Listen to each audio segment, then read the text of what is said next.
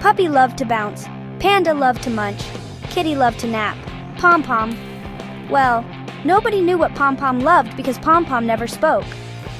But they were all great friends, especially with Alfred, the wisest owl in the world, or so he said. One sunny afternoon, the friends were playing hide and seek. 1, 2, 3. Puppy counted, his tail wagging excitedly. Panda hid behind a giant cookie. How convenient.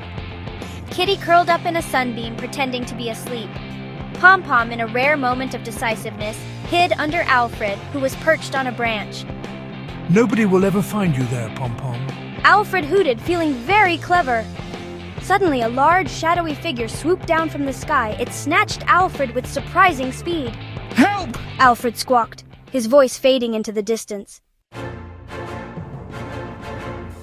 Alfred.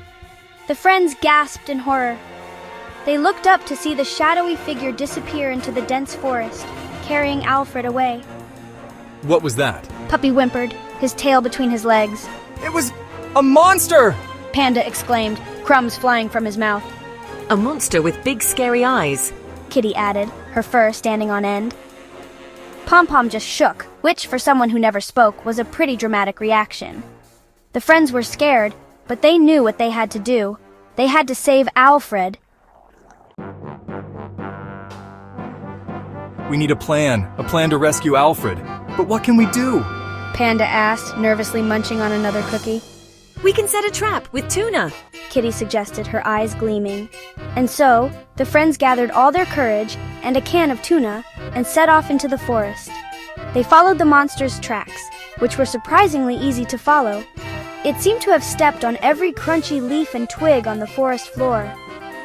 They finally reached a dark and spooky cave. Peeking inside, they saw the monster's glowing eyes in the darkness. This is it. Get ready to spring the trap. The friends took a deep breath and charged into the cave, yelling at the top of their lungs. But what they saw made them stop dead in their tracks. There, in the middle of the cave, was Alfred, sitting at a table set for two.